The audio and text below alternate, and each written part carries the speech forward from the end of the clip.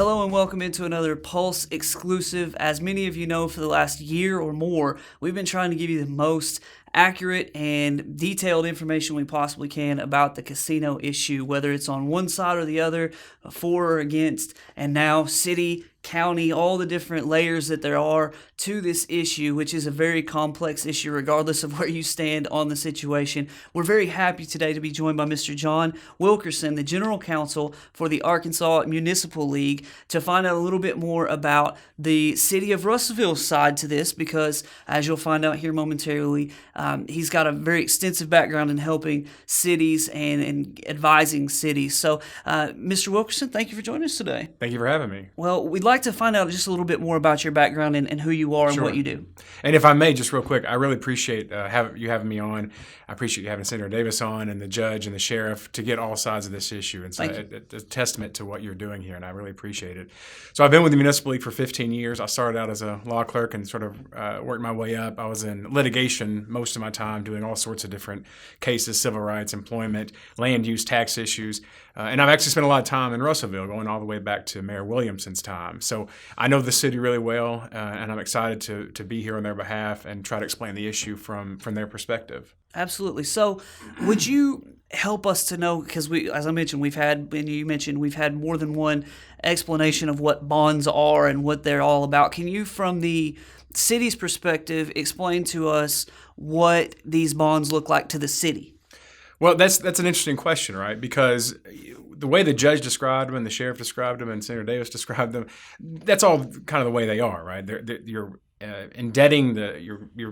creating an indebtedness for projects, the criminal justice facility, the library, so on and so forth.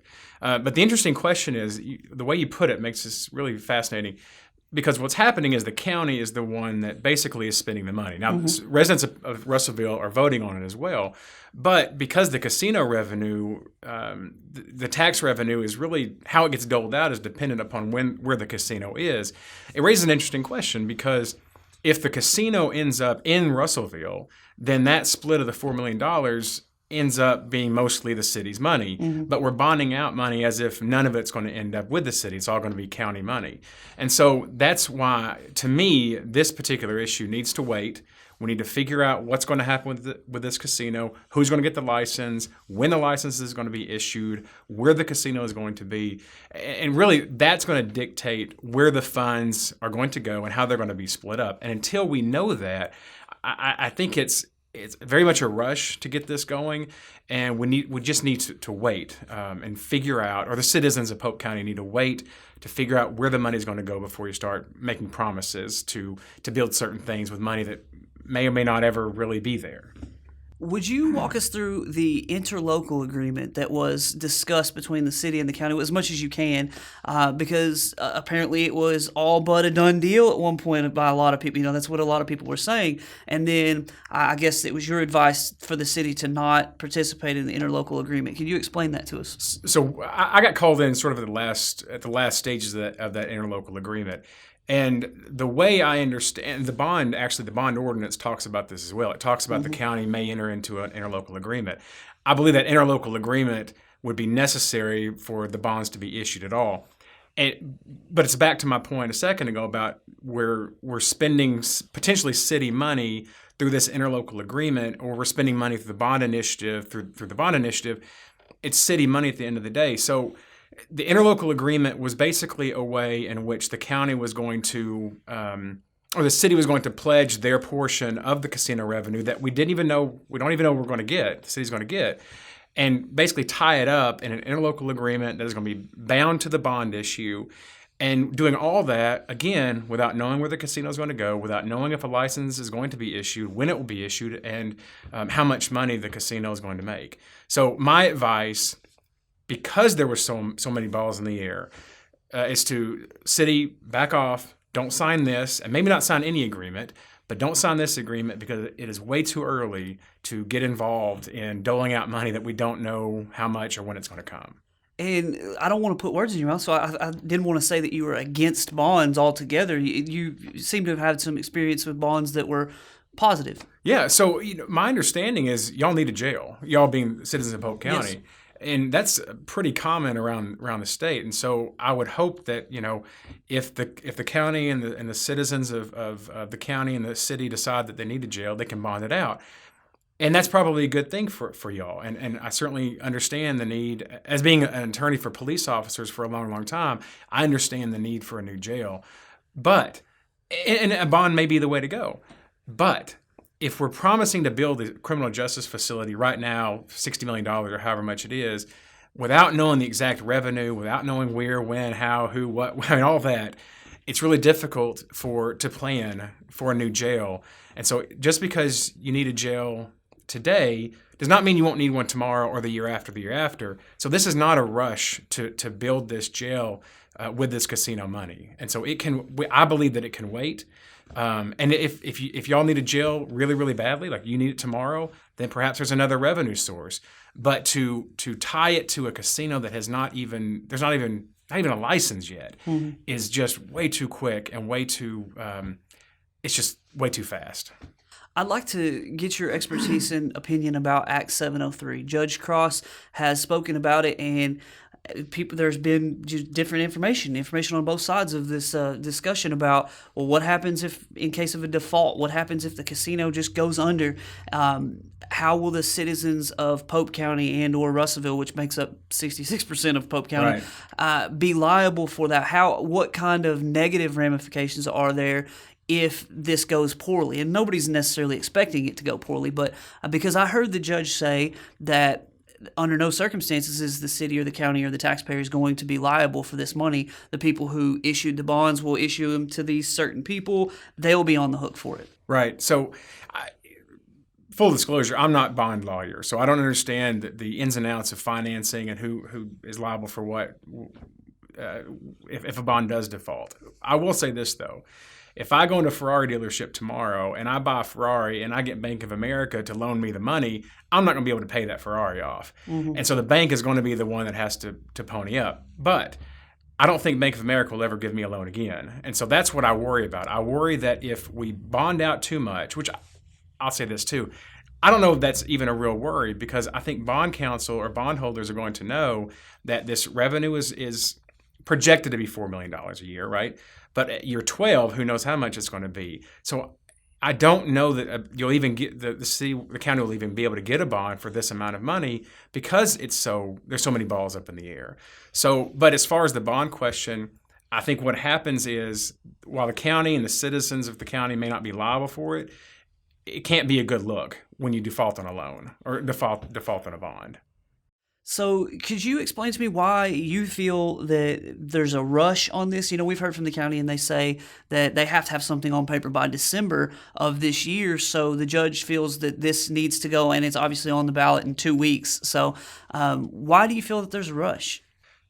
Honestly, I don't know. That's kind of my problem with this. I understand the judge has some compliance issues maybe with the state about the jail, but at the end of the day, there's nothing that can be done on March 3rd that's going to put the state, the county jail in compliance by the end of the year. Now, he may know more than I do, and he's a county judge. I represent the city of Russellville.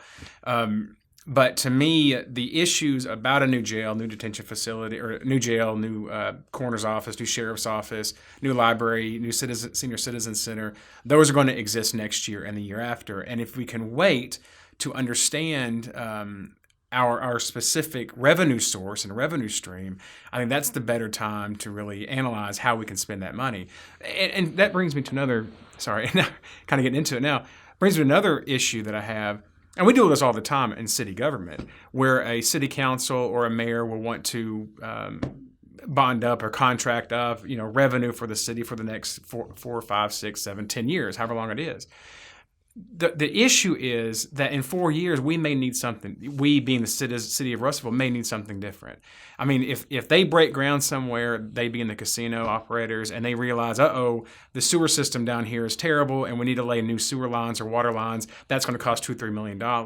That, I think, is a time to know how much we can spend and on what. And Senator Davis made a really good point too, that we don't know, kind of to my point too, I'm piggybacking off of her, we don't know what our needs are going to be. We being a city, don't know what our needs are going to be in 4 or 5 years. And so if we can wait, let's wait to let the people, the future people, us in 4 years, determine how best to spend this money. And that will give us a better idea of how to spend it, and give us a better idea where the casino is going to be, who's going to have it, how big is it going to be, everything. I just worry when you start promising, which is essentially what this bond initiative is, it's essentially promising the citizens of Polk County that we're going to spend $80 million on these different facilities. I believe that that's setting up the county and the citizens for failure in a lot of ways, because what if the $80 million never comes? And now we're tied to this for 30 years. And we've told the citizens we're going to buy a $60 million detention facility, but then 3 or 4 years from now, we realize, well, $4 million a year is really going to be $3 million. All of a sudden, we can't afford a $60 million facility. We can only afford a $40 million facility. Or our water line breaks in downtown Russellville, and we need to, whatever it is. I just worry that trying to, and it's not pledging the money yet, right? It's just an option to pledge it. But I think, I worry that when average Joe citizen goes to the ballot box on March 3rd, he or she's going to see that and think, oh, we're getting a $60 million jail facility. But I don't know that that's really going to happen. And it's a lot of tying up of revenue that we don't know exists yet. Exactly. Well, I feel like we've done a good job of explaining that you represent the city of Russellville. Yes. So I do want to ask if you feel like that there's an amicable option for the city and the county to have what they need and also satisfy Amendment 100 and take care of this situation to avoid what has become pretty ugly between the city and the county. Even if it's not, people yelling at each other, there's obvious tension between city and county fighting over what presumably is going to be a lot of money. Well, we preach this at the Municipal League. The County Association, our counterpart, preaches this at the County Association. We understand and know that cities and counties have to work together. We are partners, absolute partners, in what happens in the state of Arkansas. So I would say wait. Let's see what's going to happen. Let's see who gets the license. Let's see where the ground's going to be broken. Let's wait. And then when we have details, we can then come together and say, now what do we need? Where do we really need a fire station? How much of a jail do we really need? I mean, these are the things that we can come together when we have data and numbers and really work together. So I hope that this, now listen, I don't live in Pope County or Russellville, right? I consider myself a citizen because I represent them. But I hope that whatever happens on March 3rd, the mayor and the county judge and the quorum court and the city council can still come together and work together, because I really believe that the casino here has the potential to have great positive economic impact. And we have to work together. And I'm not excluding the state government either. Senator Davis, obviously a great partner in all this. So I would just say, let's wait. Let's take a deep breath. Let's just see where all the balls are going to land. And then we can come together and do what's best for the citizens of Russellville and the citizens of Pope County. Because I think what's best for Pope County is best for Russellville and vice versa. That's a great perspective. We hope you've learned something. We hope you enjoyed what you heard today from Mr. John Wilkerson, General Counsel for the Arkansas Municipal League. Thank you for joining us. Share this with your friends and let them know that there's just a little bit more information out there. Obviously, voting till March 3rd. You've started early voting on this week, so it's crunch time, and there's more information out there for you to watch. So please share this with your friends, and we'll see you again next time.